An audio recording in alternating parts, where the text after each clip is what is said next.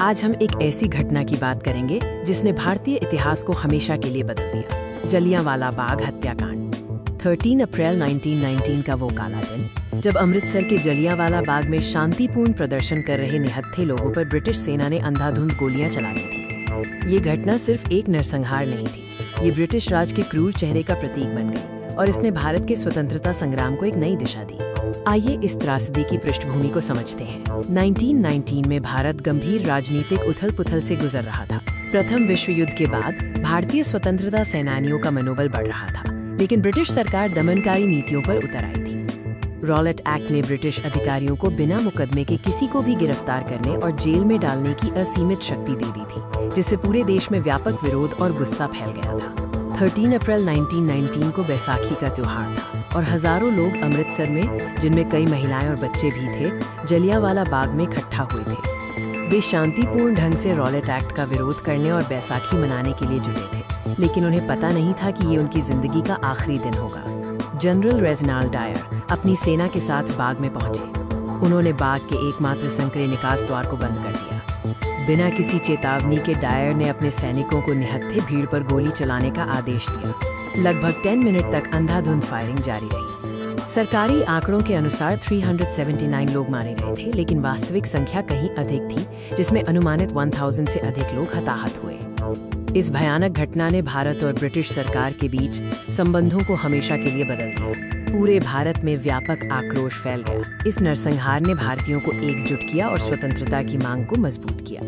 इस त्रासदी से आहत होकर महान कवि और नोबेल पुरस्कार विजेता रविंद्रनाथ टैगोर ने विरोध में अपनी नाइटहुड की उपाधि वापस कर दी। ब्रिटिश सरकार ने घटना की जांच के लिए हंटर आयोग का गठन किया।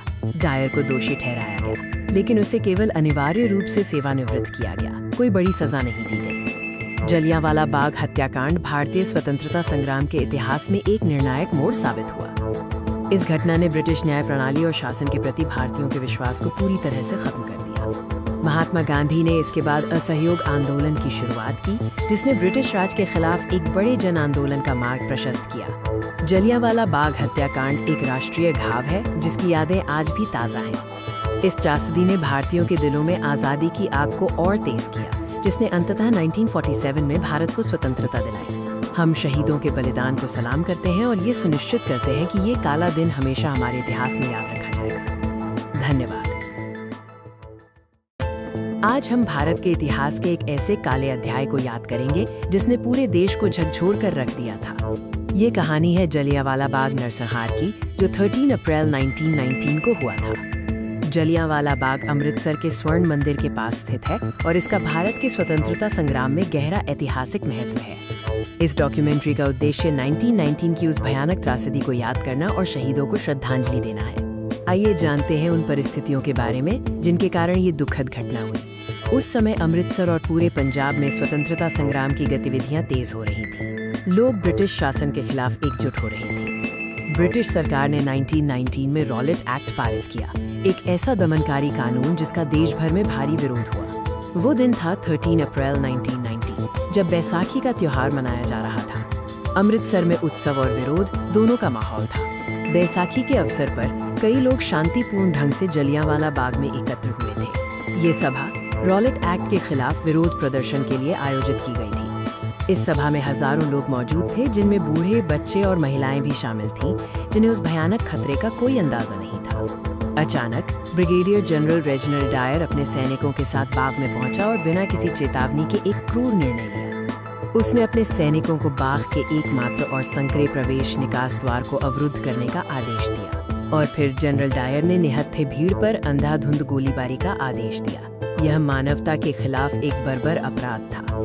गोलीबारी तब तक जारी रही जब तक सैनिकों के पास गोलियां खत्म नहीं हो गईं। आधिकारिक आंकड़े कम थे, लेकिन असल में सैकड़ों लोग मारे गए और घायल हुए। भागने का कोई रास्ता नहीं था। कई लोगों ने खुद को बचाने के लिए बाग के भीतर मौजूद एक कुएं में कूदने की कोशिश की, जिससे कुआं भी लाशों से भर गया।